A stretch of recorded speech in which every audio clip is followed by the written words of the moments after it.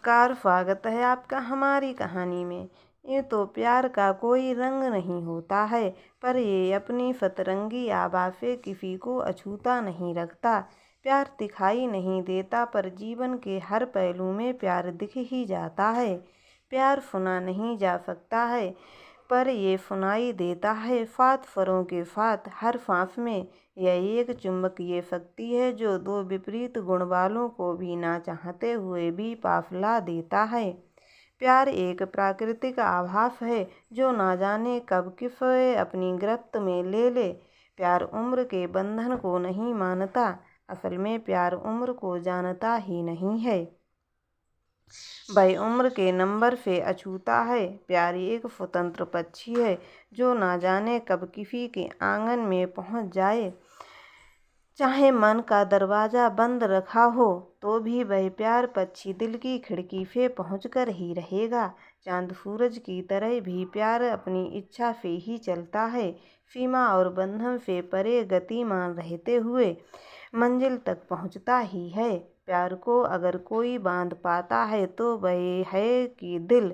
एक बार अगर किसी के प्यार दिल पर काबू कर ले तो अपनी खुशबू से उसे भिगोए रखता है, और अगर दिल ही उस प्यार को प्रवेश ना दे तो फिर उसका कोई वजूद नहीं। पर अगर एक दिल पर कब्जा करा प्यार दूजे के दिल को खटखटा भी ना पाए, क्या फिर वह उसमें प्रवेश कर पाएगा? शाम का सुरमई वक्त, समुद्र का रेताला किनारा, मंदहोश कर देने वाली ठंडी हवा, घुटनों के बल बैठा एक लड़का एक लड़की को बुके देख प्रपोज कर रहा था। लड़की और कोई नहीं, श्वेता थी। ओ मेरे राजकुमार, ये क्या आज तुम मुझे प्रपोज के लिए केवल बुके लेकर आए हो? श्वेता इतराती हुई कहती है। लड़का मुस्कुराते हुए खड़ा हो जींस की पॉकेट से एक डिब्बी निकालता है। शानदार अंगूठी दमक रही थी। लजाकर श्वेता हाथ बढ़ा देती है। लड़के के श्वेता का हाथ अपने हाथ में चूमते ही श्वेता की आंख बंद हो जाती है।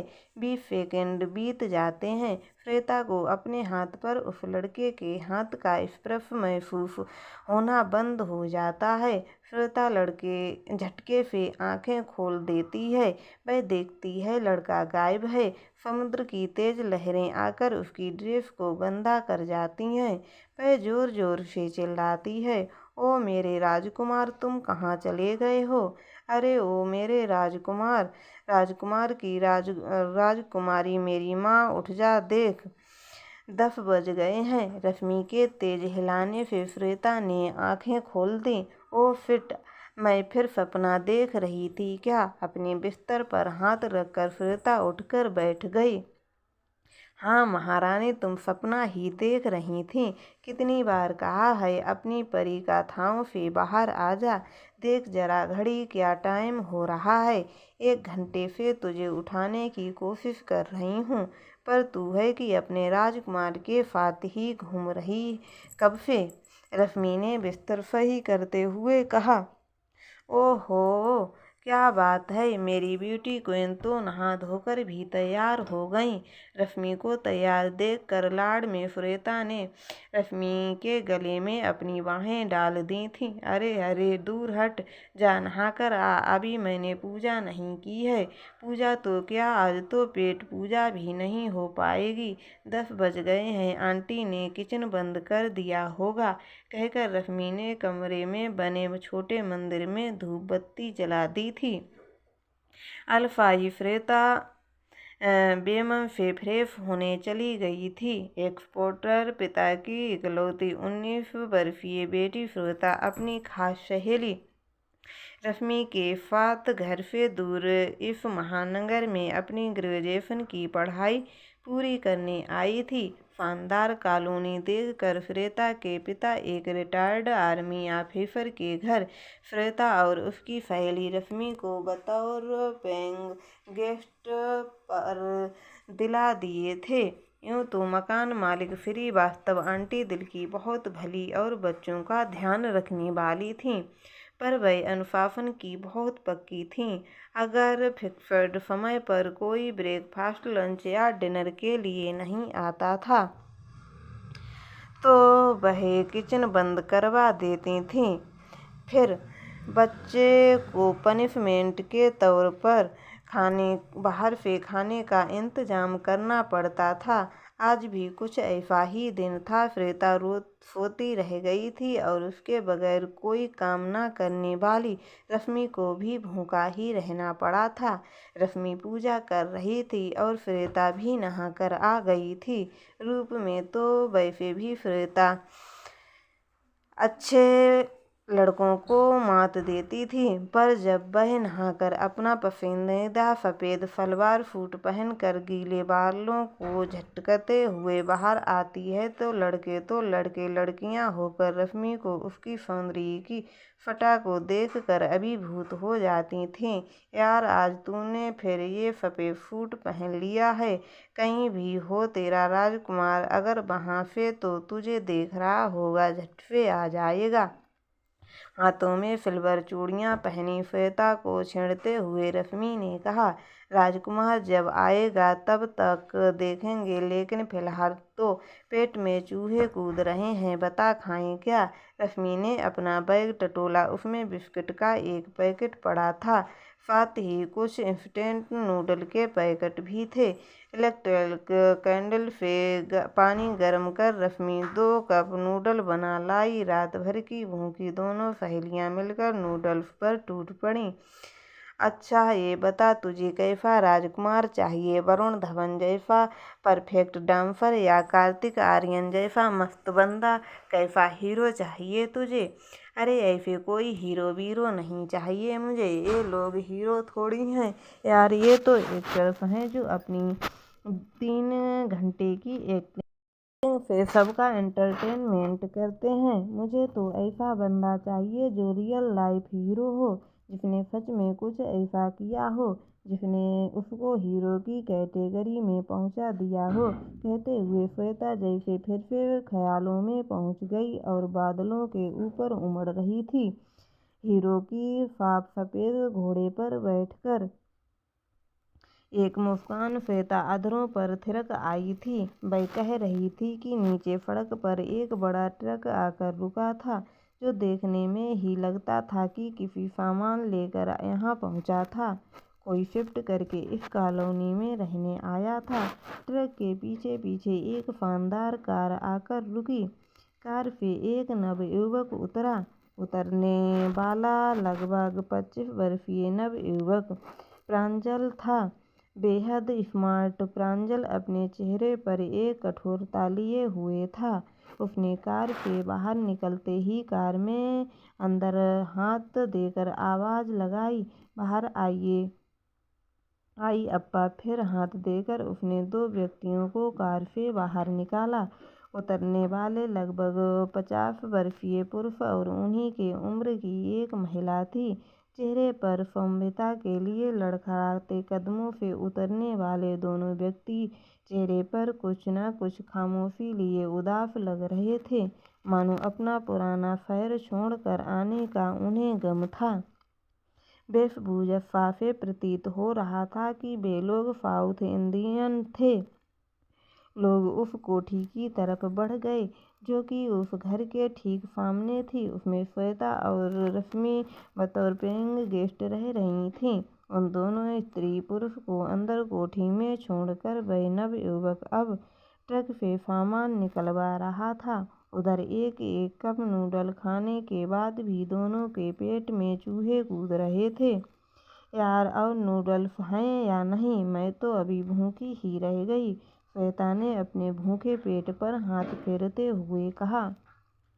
हाँ, मैं तो बहुत ज़्यादा नूडल के पैकेट भरे हुए बैठी हूँ अपने पर्स में। अरे यार, इमरजेंसी कॉल आई थी, मुझे पता था कि तेरे साथ बेटाइम मुझे भूखा ही रहना पड़ेगा। वह तो मेरी मम्मी से प्रमोश करा के मैंने तेरा ध्यान रखने का, नहीं तो मैं कब का ब्रेकफास्ट कर आई आंटी के किचन में। अरे ध्यान रखने वाली मेरी प्यारी बहन, मैं अभी कुछ इंतजाम करके लाती हूँ। देखती हूँ नीचे फोक पर ब्रेड बटर आया या नहीं। रश्मि को परेशान होते देख श्वेता अब बाहर जा रही थी नाश्ते का इंतजाम करने। असल में उसे भी बहुत तेजी से भूख लग रही थी और उसे था बोरिंग लेक्चर अटेंड करते हुए भूख अपना तांडव करने लगेगी। कॉलोनी के कॉर्नर की शॉप पर श्वेता के अंडे और ब्रेड बटर मिल गए। इलेक्ट्रिक कैंडल में अंडों को बॉयल कर लेंगे और साथ में ब्रेड बटर खा लेंगे, पेट तो भर ही जाएगा, सोचते हुए श्वेता थैली हिलाती हुई वापस अपने रूम की तरफ भागती है। कार की ओट में खड़ा प्रांजल सामने ट्रक से उतरती ड्रेसिंग टेबल को लड़खड़ाते हुए देख बढ़कर हाथ देने के लिए तेजी से उस ओर भागा। सामने से आ रही श्वेता से टकरा गया। प्रांजल से टकरा कर श्वेता गिर गई और उसके हाथ से आया नाश्ता का सामान भी जमीन पर बिखर गया। प्रांजल के हाथ से छिड़क कर उसका फोन भी टूट कर जा गिरा। अचानक भंग हुए सामान से ध्यान उतार रहे मजदूरों के हाथ से ड्रेसिंग टेबल भी गिर गई। छन की आवाज़ के साथ ड्रेसिंग टेबल के गिरने से टूटकर शीशा पूरी तरह सड़क पर बिखर गया। अचानक हुई आवाज़ से आस-पास के घरों की खिड़कियां खुल गईं और श्वेता को गिरा देखकर रश्मि अब नीचे दौड़ी चली आ रही थी। प्रांजल से हाथ से छिटक कर फोन बिल्कुल श्वेता के पास आकर गिरा था। लड़खड़ा कर उठते हुए श्वेता ने सबसे पहले फोन उठाकर प्रांजल को देना चाहा। श्वेता ने देखा ये एक लेटेस्ट आईफोन था जो अब चूर चूर हो गया था। ड्रेसिंग टेबल के गिरते ही प्रांजल उस ओर भागा। उसके हाथ लगाने से पहले ही ड्रेसिंग टेबल नीचे गिर चुकी थी, जिसे देखकर साफ प्रतीत हो रहा था कि प्रांजल बेहद परेशान था। ये किस तरह से करते हैं आप लोग काम?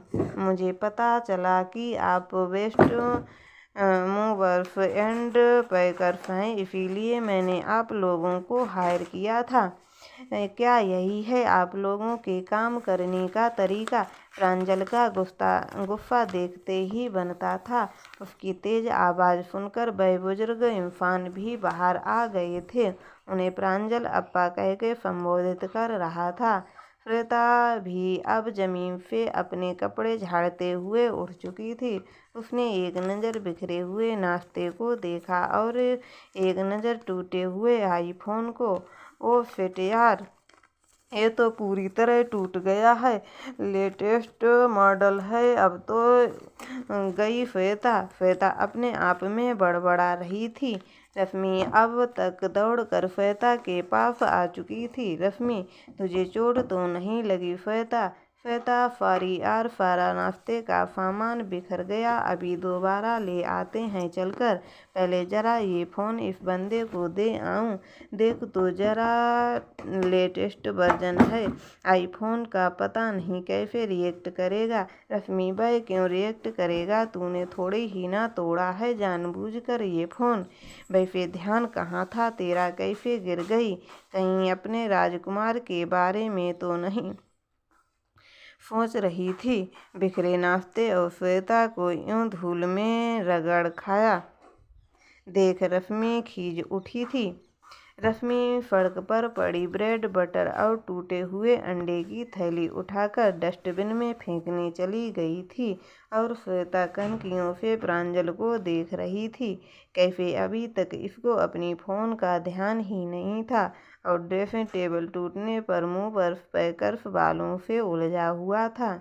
श्वेता बहुत ध्यान से देख ही रही थी किस प्रकार उसने मुंह पर पैकर्स को बालों को झगड़ा करने के समय अपने अप्पा के बाहर आने पर अपने अप्पा को पहले सहारा देकर बराबर बने रैंप पर बैठा दिया था।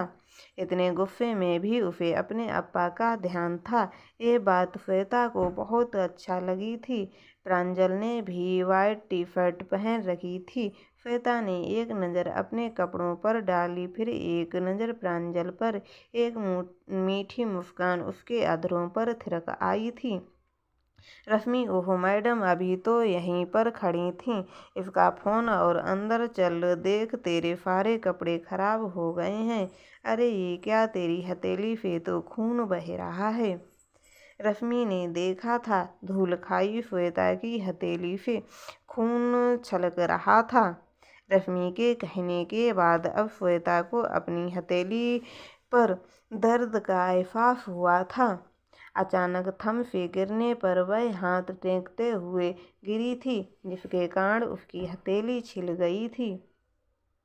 रश्मि श्वेता के हाथ में पकड़े परत से रूमाल निकालकर अब उसकी छिली हुई हथेली पर बांध रही थी।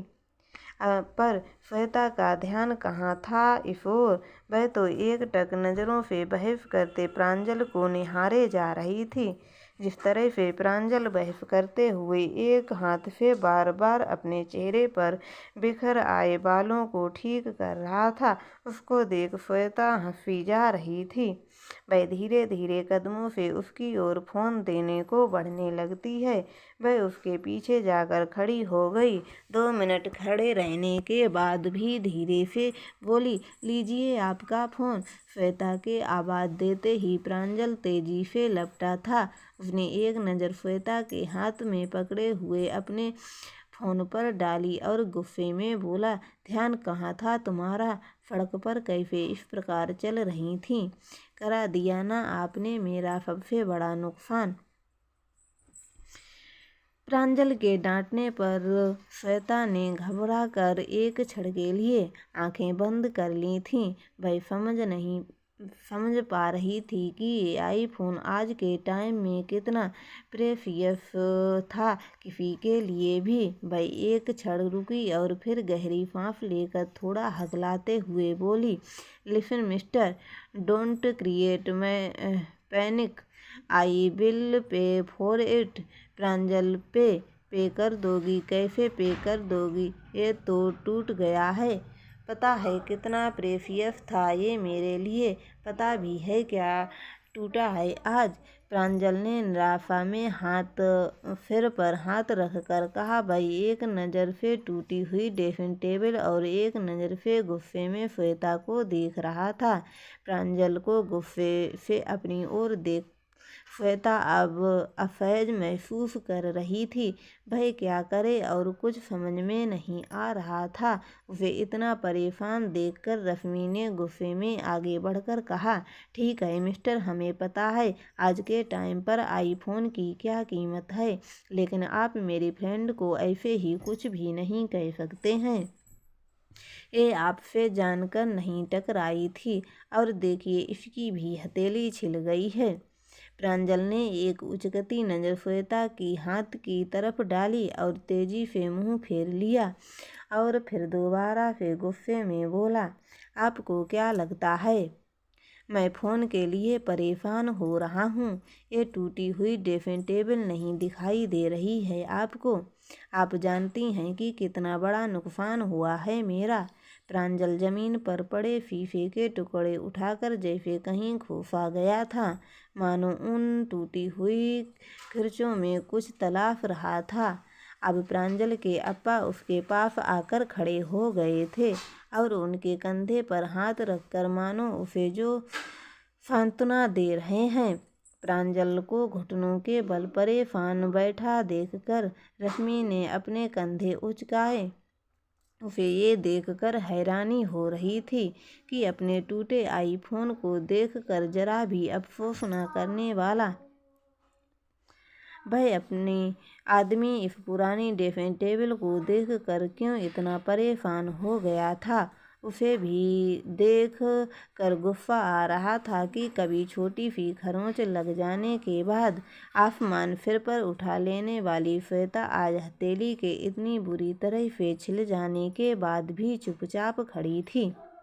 गुस्से में रश्मि ने टूटा हुआ फ़ोन श्वेता के हाथ से छीना और खड़े हुए प्रांजल के अप्पा को दे दिया। श्वेता परेशान जमीन पर बैठे प्रांजल को एकटक देख रही थी और रश्मि उसका हाथ पकड़कर अब खींचे जा रही थी। थोड़ी देर में दोनों वापस अपने कमरे में पहुंच गईं। यार मुझे तो इडियट ही लगा। फ़ोन को तो देख नहीं रहा था और कबाड़ ड्रेसिंग टेबल के लिए मरा जा रहा था। श्वेता का हाथ डेटॉल से साफ करती हुई रश्मि बोली। श्वेता जैसे ना जाने कहाँ खोई हुई थी। रश्मि को देखकर आश्चर्य हुआ। आज डेटॉल की जलन से भी श्वेता बिल्कुल परेशान नहीं थी। ओह मैडम कहाँ खोई हो? पता नहीं चल रहा है डेटॉल का भी कुछ। रश्मि ने श्वेता को हिलाते हुए कहा। आई यार दुख रहा है, थोड़ी धीरे धीरे साफ कर।